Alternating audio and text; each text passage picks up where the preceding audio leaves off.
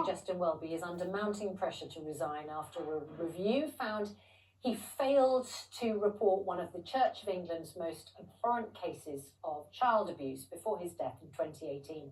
It's believed that church associate John Smyth subjected as many as 130 victims to traumatic sexual, physical and psychological attacks. Well, we now know that Welby learned of this case back in 2013, but he didn't properly report it to the authorities. And as a result, one of Smyth's victims, Mark Stibb, says the Archbishop of Canterbury needs to stand down now. I think that the Archbishop should resign because he didn't do the right thing. My father brought me up to believe that there's never ever anything to fear in doing the right thing. My fellow survivors, every single day whilst this was not being dealt with was a further day of torment. Well, joining us now is author and journalist Andrew Grayston, who helped bring the Smyth case to light, and solicitor and campaigner for minister and clergy sexual abuse survivors is David Greenwood. But we'll start with you, Andrew. As we say, you've been thoroughly investigating this story back since 2014 when it came to your attention.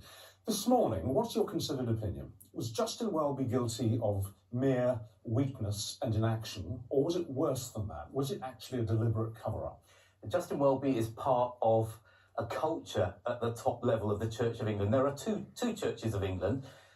In your local village or town or parish, there's the church led by its vicar doing great things in the community. Grassroots. And then at the top of the Church of England, where there is power and privilege, there's a culture of bullying, of self-protection, of cover-up, and Justin Welby has been at the heart of that. I mean, we know from this report that it's not only Justin Welby who knew about John Smyth. At least 11 bishops, 6 of whom are still in post, knew about John Smyth but failed to stop him. But my question is, are you suggesting that the Archbishop of Canterbury simply turned his face the other way, or was actually conspiring in a cover-up?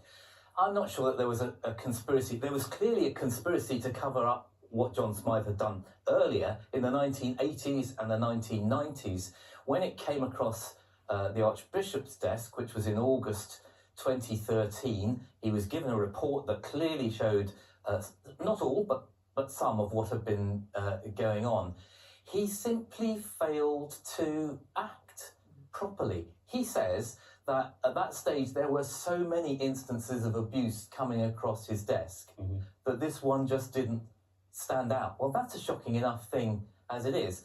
It is hard to see that this didn't stand out, given that he'd known this man personally. He'd been on those camps. He'd swapped Christmas cards with him. He'd given money to support John Smyth's work when he was a young oil executive. The difficulty is that the Church of England is ungovernable at that level. The bishops fight each other like cats in a sack. There's too much power, too much privilege, and far too little accountability. The Archbishop of Canterbury's response to the report issued in the last couple of days says, as you say, I had no idea or suspicion of this abuse before 2013. Nevertheless, the review is clear. I personally failed to ensure that after disclosure in 2013, the awful tragedy was energetically investigated. Since that time, the way in which the Church of England engages with victims and survivors has changed beyond recognition. David Greenwood, right, okay. Well, David Greenwood, you're a solicitor, executive member of an organisation called Minister and Clergy Sexual Abuse Survivors. You support and represent survivors of this individual, John Smyth. What did he do? Well, what he was doing was taking boys on these camps and subjecting them to the most distressing physical abuse in a shed near where he lived, and was beating them. Yeah, lots of distressing physical abuse. Yeah, it's reported to be 130 boys. Absolutely horrific. And if Justin Welby, the Archbishop of Canterbury, had done what he admits he failed to do, which was to energetically investigate in 2013, what would have happened? That's a very good question. What would have happened would have been that the police would have been alerted. and Smyth would have been tracked down and placed under investigation. I know he was abroad at that time, but the boys that he abused after 2013 could have been saved from being physically abused by him. Smyth obviously is an exceptional case, but he's certainly not a singular case. Is it a bit the case with the Church of England in this case, that some men join it in the same way that some men join the police force in order to abuse the powers that they get?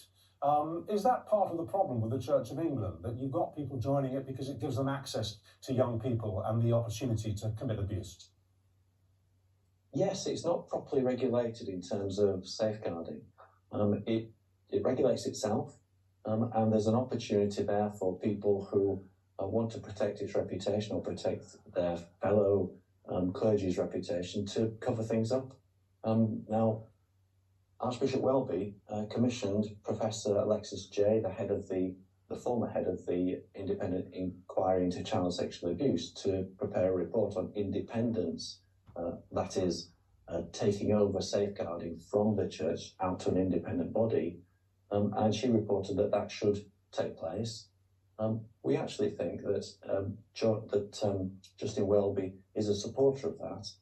The problem, as Andrew has stated, is that many of the bishops won't allow independence and want to continue to govern the safeguarding activities of the church itself. Justin Welby, Andrew, has said, "I'm deeply sorry this abuse happened. I'm so sorry that in places where these young men and boys should have felt safe and where they should have experienced God's love for them, were subjected to physical, sexual, psychological and spiritual abuse. I am sorry that concealment by many people who were fully aware of the abuse over many years meant that John Smyth was able to abuse overseas and died before he ever faced justice."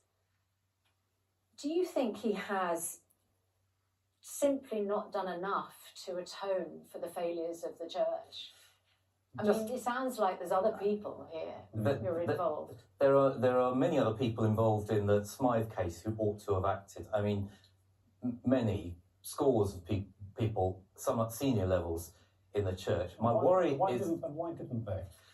Because the culture of the church at that level is primarily about protecting its own privilege and not about prioritising victims and survivors of abuse. That's why, as David says, all of that responsibility for what goes wrong needs to be taken right outside of the church and managed by an independent body that has authority to intervene. Okay, thank you both very much indeed.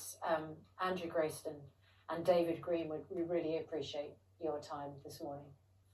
If you have been affected by any of the issues we've been discussing, you can find advice and support at itv.com/helplines. Out of time, a yes or no, should he resign? I think he will. I think it's inevitable. Okay, thank you very much.